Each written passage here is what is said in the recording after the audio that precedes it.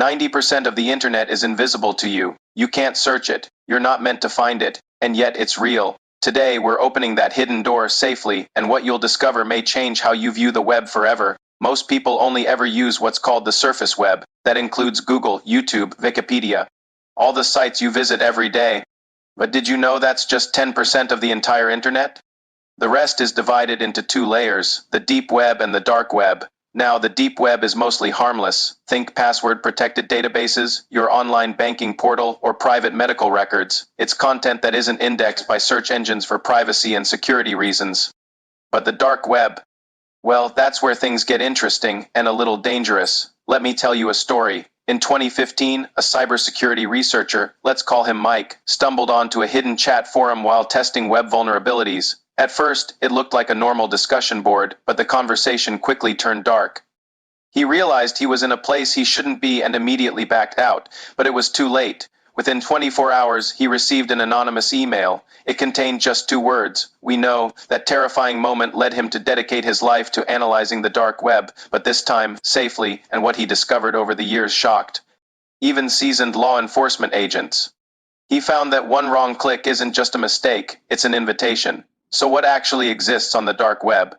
It's a common myth that everything there is illegal. That's not true. Some people use it for privacy, especially journalists, activists, and citizens living in highly censored countries where free speech is a crime. But yes, there's also a huge amount of illegal activity. We're talking about cybercrime forums, marketplaces for stolen data, illegal substances, and much more. A 2020 study by King's College London found that around 57% of the content on the dark web is illegal. The rest? It's a mix of communication platforms, whistleblower drop zones, and digital resistance networks fighting against oppression. So how does this part of the internet stay so hidden and anonymous? It all comes down to specialized tools, with the most famous one being the Tor browser. Instead of your computer connecting directly to a website server, the Tor network bounces your data through a series of random, encrypted relays all over the globe. Each relay only knows the previous and the next stop in the chain, but not the full path. Imagine trying to whisper a secret through a long chain of people, where each person only passes it to the next without knowing who started it or who will hear it at the end. That's essentially how Tor works. It makes tracing the origin of the connection nearly impossible, granting users a high degree of anonymity. Now, here's the most important part of this video. This is the truth about why you, as a casual user, should not explore it. Even accidentally landing on the wrong page can get your IP address flagged by authorities.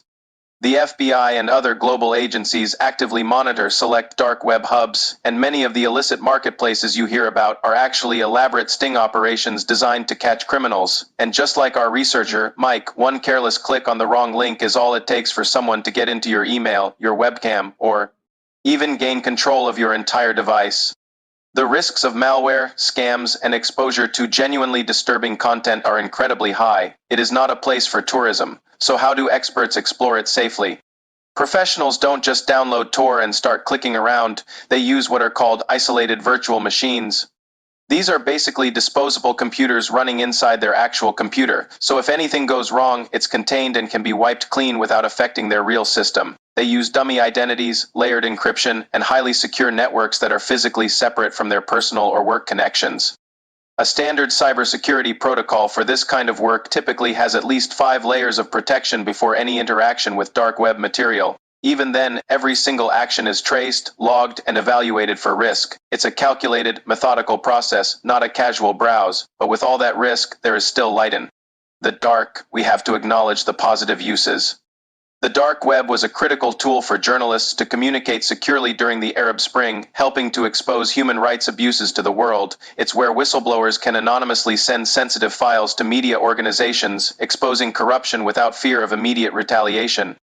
Platforms like SecuriDrop, which are used by major news outlets, exist specifically on this hidden network to protect these truth-tellers and their sources. In this sense, the dark web can be a powerful tool for freedom and accountability. The hidden internet isn't just dark.